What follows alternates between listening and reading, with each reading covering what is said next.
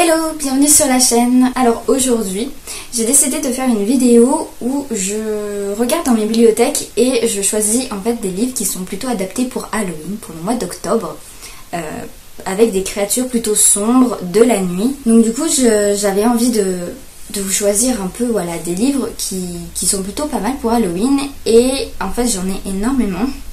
Sachant que j'ai décidé également de vous présenter des BD et des mangas.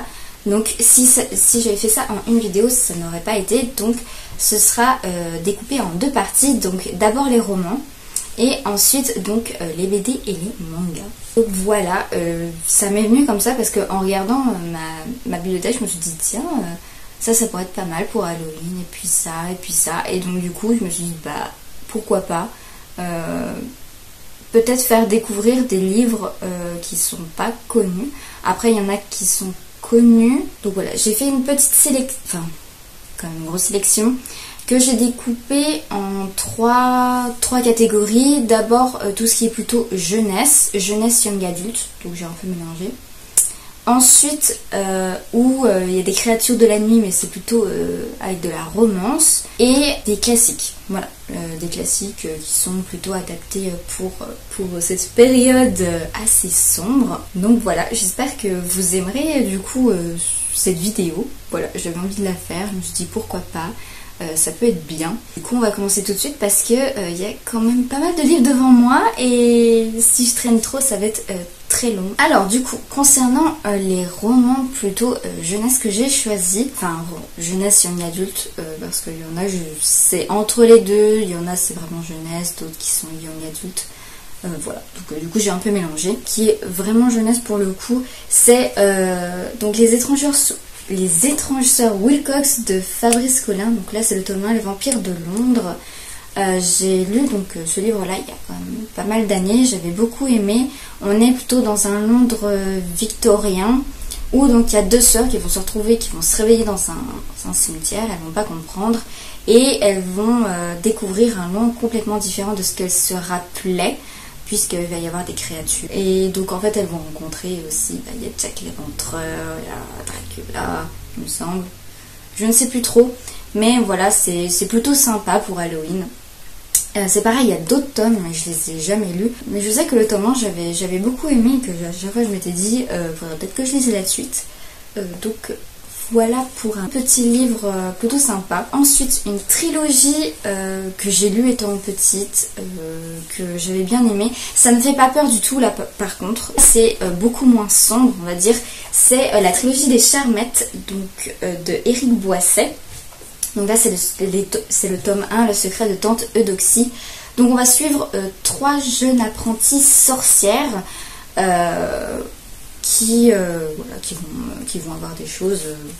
Elles sont, je crois, au collège, il me semble. Et en fait, ce qui les distingue, qui font qu'elles sont des sorcières, c'est que je crois qu'elles ont un grain de beauté particulier à un endroit. Elles apparaissent floues, ce genre de choses. Et il y a des personnes qui veulent leur pouvoir, qui veulent les recruter. Il leur arrive des aventures. Mais c'était vraiment super sympa comme trilogie, je me rappelle. Voilà. Mais ça fait pas peur du tout. Donc je vous le recommande. Si vous aimez pas les trucs qui font trop flipper, en tout cas pour les enfants par exemple, c'est plutôt sympa. Et c'est toujours avec des sorcières, des personnes qui ont des pouvoirs. Donc voilà. Ensuite, l'incontournable d'Halloween que énormément de personnes mettent dans leur palle pour Halloween. Moi-même je l'ai fait. Il y a un des tomes que j'ai mis. C'est donc L'apprenti épouvanteur, donc l'épouvanteur de Joseph Delaney. Il y a énormément de gens qui mettent un tome de cette saga à chaque automne, à chaque Halloween. Moi c'est mon cas, là je vais lire le tome 3, enfin relire le tome 3 en tout cas. Donc voilà, c'est un incontournable. J'en ai lu donc au collège et j'avais adoré et c'est vraiment super sympa. C'est sombre quand même, ça peut faire peur si vous êtes un peu sensible, mais c'est vraiment génial et du coup tout le monde les recommande et je comprends tout à fait parce que c'est vraiment super sympa comme lecture. Ensuite c'est d'ailleurs je vais le relire pour le Pumpkin. Là c'est Les fantômes de Century de Sarah Singleton. Donc moi je vais le relire mais en anglais En anglais c'est juste Sanctuary. Donc ça se passe dans un manoir assez sombre. On suit Mercy qui voit des fantômes. Et il y a un nouveau fantôme qui apparaît et elle comprend pas trop. Et donc du coup elle va chercher à comprendre pourquoi. Sachant qu'il y a des éléments dans le livre où tu te dis ah c'est quand même étrange. Elles vivent un peu au crépuscule, ce genre de choses. Et du coup on se fait des théories et il se passe quand même plein de trucs, même si c'est qu'un seul tome. Et j'avais vraiment aimé, du coup j'ai trop hâte de le relire parce que, moi personnellement j'avais aimé. Donc voilà, et c'est chez Plon Jeunesse, mais à mon avis il n'est plus édité du tout. Si vous arrivez à le retrouver, c'est génial parce que moi personnellement j'avais beaucoup aimé. C'est une trilogie que je n'ai pas finie parce que j'ai pas le tome 3. Il faudra peut-être que je me mette à rechercher le tome 3.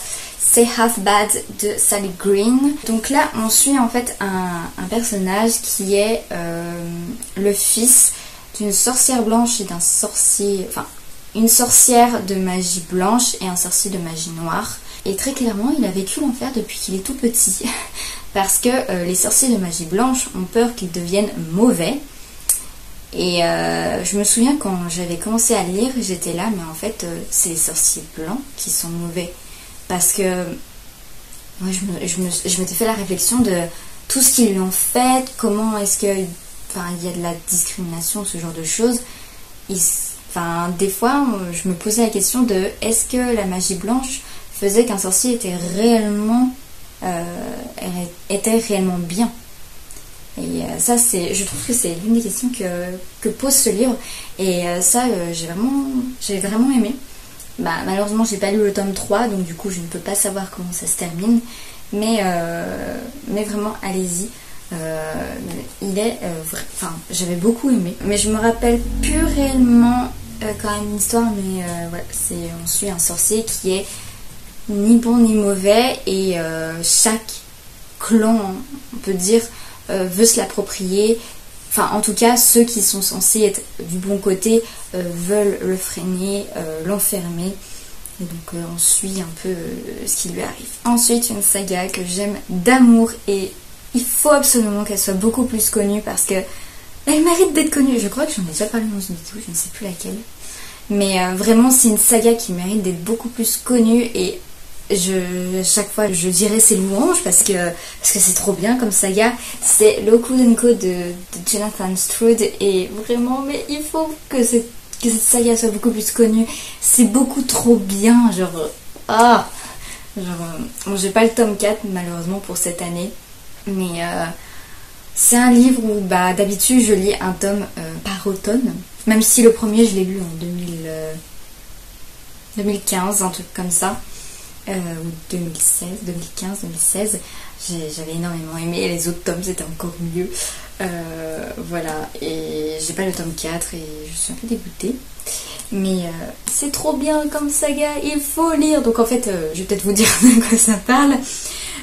En fait, on a affaire donc dans un univers un peu alternatif à Londres où en fait les fantômes existent, c'est avéré, c'est vrai. Et il y a des agences de chasseurs de fantômes avec des rapières. Donc voilà, c'est ce qu'on voit là. Et du coup, on suit l'agence Lockwood & Co. Donc, qui a été créée par, comment il s'appelle déjà, Anthony Lockwood. Et on est du point de vue de Lucie, qui a rejoint l'agence. Et donc du coup, on voit un peu, là, ils vont être... en fait, c'est une toute petite agence et il y a des grosses agences qui sont un peu contre eux parce que c'est une petite agence, ils arrivent à faire de bons trucs. Ils sont un peu harcelés, on va dire. Et ils vont être missionnés dans une affaire parce que même les plus grandes agences n'y arrivent pas. Et ouais, c'est assez sombre, mais en même temps il y a de l'humour et c'est génial. Le tome 2 était tout aussi bien et le tome 3 c'était encore mieux. Et également en fait à la fin du tome 3 je m'étais dit mais par rapport à la fin, je vois pas comment est-ce que le tome 4 ça va pouvoir être... parce que au niveau des points de vue en fait, vu comment se termine le tome 3, je me dis le tome 4 mais comment est-ce que l'auteur va faire? Et en vrai, là, du coup, j'ai envie de me procurer le tome 4. Enfin bref, vraiment, lisez cette saga. je ne pourrais que dire, mais lisez cette saga, elle est trop bien. Voilà, c'est tout. Une trilogie que j'ai lue récemment, c'est Vengeance de Jenny Han et Siobhan Vivian, je sais pas qu'est-ce qu'on dit son deuxième prénom. C'est une trilogie que je trouve qui est parfaite pour Halloween. Il faut la lire en entier pour la période d'octobre et tout ça. Alors comme ça on se dit non, pas réellement, surtout que en fait ce qui se passe c'est que il y a 3 élèves qui vont décider de faire un pacte pour en gros se venger des personnes qui leur font en gros qui les harcèlent, qui leur ont fait du mal au lycée. Il s'est passé des choses et j'ai trouvé que en fait c'était parfait pour Halloween.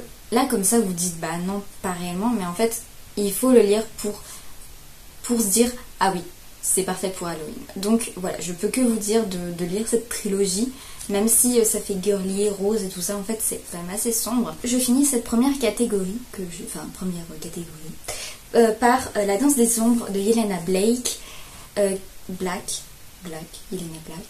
qui est une duologie, donc il y a le tome 2 qui est tout là-haut que vous ne voyez pas, qui s'appelle La danse des flammes. Et là, vous vous dites c'est pareil, c'est de la danse, tout ça.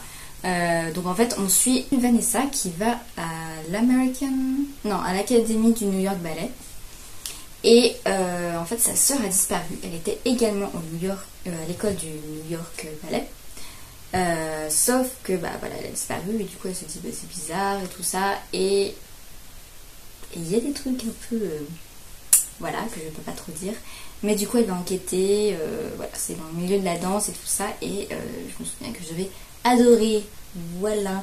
Donc si vous voulez un livre pour Halloween avec de la danse, allez-y parce que moi j'avais bien aimé cette duologie et du coup voilà. Après je sais pas s'ils sont encore disponibles, mais j'espère parce que c'est vraiment une duologie qui est plutôt pas mal. Voilà pour la première on va dire catégorie de livres plutôt jeunesse, young adulte. Les autres aussi on va dire, enfin là, ce que je vais dire en romance et tout ça, il y en a, oui, très clairement, c'est également dans YA. Disons qu'il y a un personnage de fantastique et tout ça pour amener de la romance un peu surnaturelle et tout ça. Donc, du coup, ces livres, donc, il y a déjà les sagas de Georgia Caldera, donc Les Larmes Rouges. Voilà, moi j'ai l'ancienne version. Et Victorian Fantasy. Je pensais avoir mis le tome 2 pour le Pumpkin, mais non, même pas. Donc voilà, 2 sagas de Georgia Caldera qui peuvent être très bien pour Halloween, puisque là, il est question de vampires, et là, il est question de sorcières. Voilà. Donc, avec de la romance, bien entendu. Même si, enfin, personnellement, moi, je n'ai pas aimé le personnage masculin de celui-ci. Voilà. Il y a d'autres personnages masculins que j'ai préférés dans cet univers. Mais il faudrait que je lise le tome 2 parce que le tome 2, justement, c'est sur un des personnages masculins que j'aime bien. Et voilà. Mais celui qui est là, qui s'appelle Thaddeus, non. Genre, son comportement et tout ça. Non, voilà. Mais j'ai beaucoup aimé l'univers. Andras aussi, le personnage principal, est vraiment génial. Donc voilà, si vous voulez des trucs avec des sorcières, dans une école un peu de magie, parce qu'en fait, il y a une sélection, la reine Victoria, je crois que c'est la reine Victoria, hein. Ils disent même pas. Bon, il me semble que c'est la reine Victoria, en gros, elle a décidé de prendre des jeunes pour son école. Et Andras a été demandé. Et donc du coup, voilà, elle va aller là-bas et apprendre la magie. Et on a donc Les Larmes Rouges où en fait on a Cornelia qui a essayé de se suicider. Et son père du coup a décidé de l'emmener autre part, dans une autre maison. Et elle va rencontrer quelqu'un. Et en fait elle va peut-être se rendre compte que... qu'elle l'a peut-être déjà rencontré. Je ne sais pas comment. C'est Comment se débarrasser d'un vampire amoureux de Death Fantasque, et du coup il y a un tome 2 vous ne le voyez pas à mon avis, c'est Comment sauver un vampire amoureux. Ah, c'est une duologie qui est exceptionnelle. Non, elle est bien comme duologie, puisqu'en fait on a Jessica, où en fait je crois qu'elle apprend, ou elle a toujours su qu'elle était orpheline, qu'elle avait été adoptée. Et il y a un mec un beau jour, un beau ténébreux cheveux noirs, qui se présente comme étant son fiancé. Et là, elle est là. Quoi? Et donc du coup, en fait, il veut absolument se marier à elle et tout ça. Donc elle, non, elle veut pas du tout. Genre, c'est pas dans ses plans. Et du coup, elle va découvrir le monde des vampires et tout ça. Parce qu'en fait, elle apprend qu'elle est donc fiancée à lui. Et qu'elle est la descendante, enfin, l'héritière d'une lignée. Enfin, elle est princesse héritière d'une lignée de vampires. Mais bon, c'est vraiment sympa comme petit livre. Et toujours avec des vampires, Pamphlet contre un vampire de Sophie Jomain, que j'avais dévoré. Je me souviens que j'avais dévoré, mais je n'arrive pas à me rappeler vraiment ce qui s'y passe. Mais je me souviens que c'est une fille qui va faire donc un pamphlet contre les vampires, parce que c'est la mode des vampires, donc c'était quand il y avait Twilight et tout ça, et elle en a marre, elle en a archi marre que tout le monde soit subjugué par ça, et donc du coup elle va faire un pamphlet contre un vampire. Sauf que y a des vampires qui vont pas être contents, voilà. Mais donc du coup, ouais, je me souviens que j'avais adoré. Voilà, mais je ne sais plus vraiment de quoi ça. Voilà pour tout ce qui était un peu romance. Maintenant, on va passer à la dernière catégorie où c'est plutôt des classiques, même s'ils sont connus. Je me dis pourquoi pas si vous voulez quand même avoir des idées de classiques plutôt en fantasy. J'en ai pas lu énormément, donc du coup, enfin en fantasy, plutôt bien pour Halloween, parce qu'il n'y a pas que de la fantasy là pour le coup. Il y a Frankenstein, ou le Prométhée moderne de Mary Shelley, qui est le premier livre, on va dire SF, et où il y a la créature de Frankenstein, donc c'est une créature mythique par rapport à Halloween. C'est un livre que j'ai lu l'année dernière et que j'ai beaucoup aimé, donc voilà, je vous le recommande, il est bien sympathique. Ensuite, un où il n'y a pas de créature, mais on a un espèce de tueur en série, c'est Le Parfum de Patrick Suskind, histoire d'un meurtrier, où en fait on suit Nicolas Grenouille, Jean-Baptiste Grenouille. Pourquoi Nicolas? Je ne sais pas. C'est Jean-Baptiste Grenouille en fait qui est né avec un nez très développé, et il est obsédé par le fait de faire le parfum parfait. Et donc pour ce faire, il va tuer des nanas en fait pour faire le parfum parfait. Voilà, tout simplement. Parce qu'il y a des filles qui ont une odeur corporelle divine, et donc il veut l'immortaliser. Et donc du coup, il les tue. Voilà. En gros, c'est ça le speech. Voilà, si vous êtes intéressé. Mais je sais, j'avais beaucoup aimé ce classique. Si vous voulez un peu plus meurtrier, tout ça, c'est plutôt pas mal. On va passer à un classique, vraiment classique, c'est Dracula de Bram Stoker. Voilà, on ne présente plus Dracula, je pense, mais j'ai envie de vous parler en fait de livres qui s'en rapprochent. Par exemple, il y a Dracula mon amour de Céline James, où en fait on suit donc l'histoire de Dracula, mais du point de vue de Mina, qui est la femme de Jonathan Harker qui parle dans Dracula.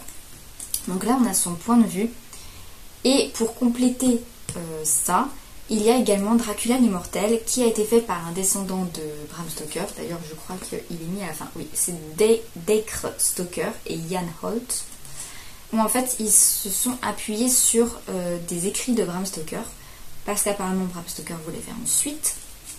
Donc du coup ils ont pris ces écrits et ils ont écrit cette suite, et je trouve que donc moi je les ai lus vraiment dans cet ordre là, c'était Dracula mon amour et Dracula l'immortel, et j'ai trouvé que Dracula l'immortel et Dracula mon amour complétaient bien Dracula et Dracula l'immortel, parce que par rapport à ce qui se passe dans Dracula l'immortel, eh bien il y a des choses de là-dedans où tu te dis ouais, c'est parce qu'ils ont voulu romancer archi le truc.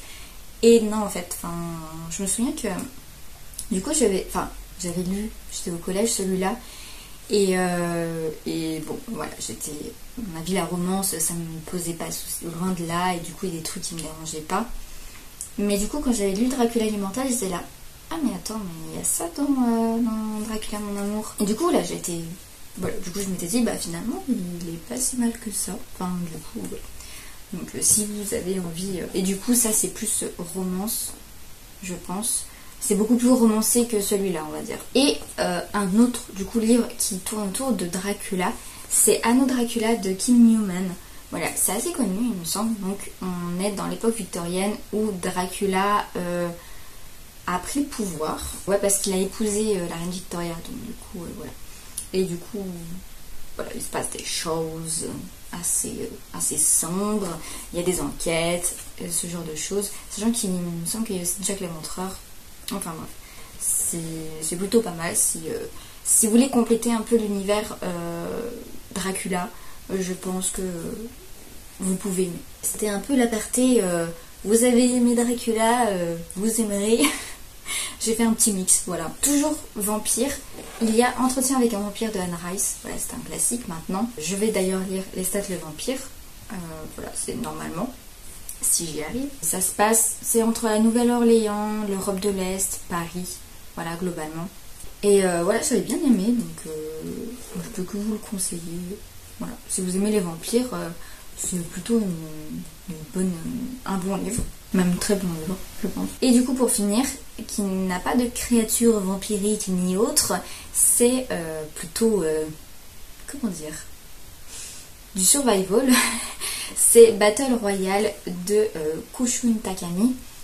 C'est un livre qui a en fait donné les jeux vidéo du même nom, Battle Royale. Fortnite par exemple, c'est un Battle Royale en fait, puisque très clairement il a donné l'idée à beaucoup de monde. Donc tout ce qui est histoire avec un espace assez réduit et où il faut s'entretuer et être le seul survivant, c'est très clairement inspiré de Battle Royale. Ce Battle Royale là, par exemple Hunger Games, c'est un Battle Royale. Voilà. Et c'est très sombre. J'avais vu le film et du coup j'ai vu qu'il y avait un livre, j'étais là, il faut que je lise le livre, je l'ai lu. Sachez que le livre est encore plus sombre, encore plus gore que le film japonais. Vraiment, c'est incroyable. Il y a des passages dans le film qui n'ont pas été mis. Et je pense heureusement, parce que ce livre est quand même assez violent. Mais du coup, voilà, je pense que c'est approprié pour Halloween, puisque tous les films avec des tueurs et tout ça, ça peut être dans le genre. Ça parle en fait donc au Japon. Et il a été déclaré que en fait chaque année il y a un Battle Royale où en fait une classe d'enfants horribles sont désignés. Ils vont sur une île, ils doivent s'entretuer et le dernier est le gagnant. Voilà. Et c'est une classe de 3e. Donc dites-vous que les 3e doivent là, on choisit une classe de 3e, ils doivent s'entretuer. Voilà. Et c'est censé être un exemple pour la population jeune. Et aussi ça sert à recueillir des statistiques sur combien de temps minimum quelqu'un peut faire pour tuer tout le monde, enfin bref. Mais c'est quand même un livre à lire, je pense. Du coup, c'est tout pour cette première partie. Écoutez, j'espère que vous aurez aimé cette sélection de livres qui est quand même assez importante. Mais du coup, je me suis dit, autant mettre, autant donner des idées de livres qui sont très bien pour Halloween et un peu variés, quoique c'est pas trop varié, mais bon. Mais avec plus ou moins jeunes, classiques. Je donne rendez-vous pour la prochaine vidéo qui sera axée plutôt BD et manga. Sachant que dans les mangas, il y aura énormément de survival. Moi, s'il y a des livres que vous avez déjà lus ou d'autres que vous n'avez pas lus mais qui du coup vous donnent envie, ça me ferait extrêmement plaisir. Je vous dis dans la partie 2 de cette vidéo des recommandations halloweenesques. Voilà, bye!